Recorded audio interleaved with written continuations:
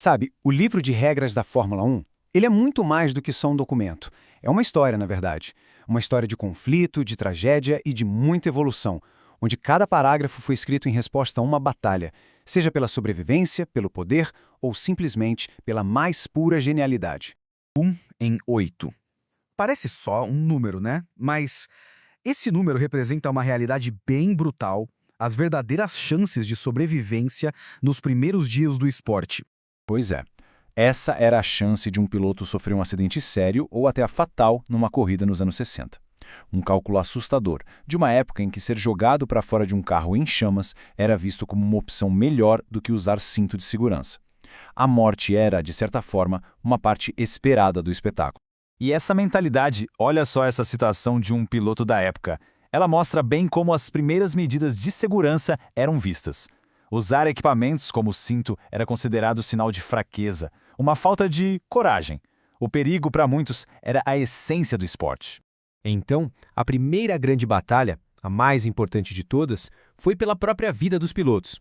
E acredite, muitas vezes foi uma luta contra o próprio sistema do esporte. Tragédias envolvendo lendas como Jim Clark e François Cévert escancararam as falhas absurdas no design das pistas. Foi aí que os pilotos, liderados por Jack Stewart, perceberam que se eles não lutassem por si mesmos, ninguém mais ia fazer isso por eles. O próprio Jack Stewart descreve aqui esse ponto de virada, o momento em que a Associação de Pilotos percebeu que eles mesmos teriam que forçar a mudança, o que levou direto ao boicote histórico. Era um ultimato pela vida. E essa rebelião deu pontapé inicial para uma verdadeira revolução na segurança. Década a década a coisa foi mudando. Nos anos 70 vieram cintos de 6 pontos, nos anos 80 as inspeções rigorosas nos circuitos e os centros médicos obrigatórios, até que nos anos 90 chegou a célula de sobrevivência de fibra de carbono, uma espécie de casulo quase indestrutível para o piloto. No fim das contas, foram os próprios pilotos que botaram a segurança como prioridade. Mas nem toda regra é sobre segurança, né? Algumas são sobre poder e grana. E isso ficou muito claro na guerra que quase partiu a Fórmula 1 no meio. De um lado, a gente tinha a FISA, o órgão regulador oficial, liderado pelo autoritário Jean-Marie Balestre e apoiado por gigantes como Ferrari e Renault. Do outro, a FOCA, a Associação dos Construtores Britânicos, liderada pela dupla Bernie Ecclestone e Max Mosley, que representava as equipes de garagem, a espinha dorsal do grid. Era basicamente o sistema contra os rebeldes. E essa briga rolava em todas as áreas. O controle sobre as regras técnicas, tipo o efeito solo, os motores turbo, era um campo de batalha. Mas o prêmio maior era o controle da grana que o esporte estava começando a gerar. Multas e ameaças de suspensão viraram as armas nessa guerra política pelo futuro da F1. E a coisa escalou muito rápido. Começou com um boicote na Espanha. Meses depois, a FOCA simplesmente anunciou um campeonato rival. E para mostrar que não era brincadeira, eles fizeram uma corrida própria na África do Sul. A ameaça de um racha na F1 ficou real demais. O resultado? O primeiro Acordo de Concórdia, um tratado de paz que não só acabou com a guerra, mas criou a estrutura comercial que fez da F1 o gigante que a gente conhece hoje. Mas ok, saindo da política, o livro de regras também é um campo de batalha para os engenheiros. E para eles, encontrar uma brecha, um jeitinho, é tão valioso quanto um motor potente. Isso me leva a uma das coisas mais geniais já feitas. Como é que as equipes, em 1982, conseguiam correr com carros abaixo do peso mínimo, mas de forma legal? A resposta é água. Sim, água. A desculpa oficial era o resfriamento dos freios. Os carros tinham uns tanques de água para isso. Só que não. O propósito real era muito, mas muito mais esperto. A mágica estava numa brechinha do regulamento.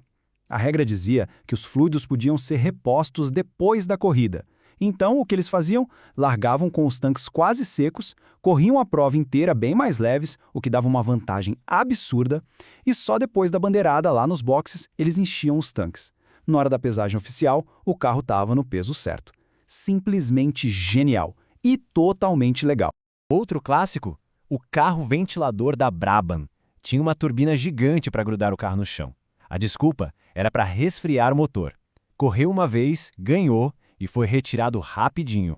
Ou a McLaren, que colocou um segundo pedal de freio escondido. Ele freava só um lado do carro, fazendo ele virar nas curvas que nem um foguete.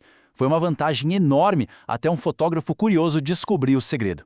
E em 2009, uma equipe que mal existia, a Brown GP, achou uma interpretação das novas regras de aerodinâmica que ninguém tinha visto. Criaram o difusor duplo. O resultado? Um carro dominante que chocou todo mundo e deu a eles um campeonato que parecia impossível.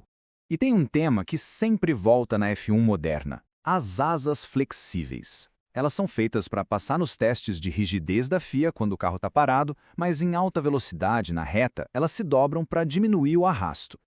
É um jogo de gato e rato que não acaba nunca e que provam uma coisa: para cada regra, tem um engenheiro pensando em como dar a volta nela. Hoje em dia, a batalha mudou. Não é só mais sobre sobreviver na pista, mas sobre a sobrevivência financeira e o equilíbrio competitivo do esporte em si. É aí que entra o teto de custos. É basicamente uma regra para limitar o quanto as equipes podem gastar, tentando deixar a competição mais justa e sustentável entre os times grandes e os pequenos. E o próximo grande capítulo já tem data, 2026. A gente está prestes a ver uma das maiores mudanças de regras da história, afetando o chassi e o motor ao mesmo tempo. O próprio Adrian Newey, que é uma lenda do design, disse que não se lembra de uma mudança tão grande e simultânea. Isso quer dizer que o resultado é totalmente imprevisível e pode apostar que alguém vai achar uma nova brecha genial.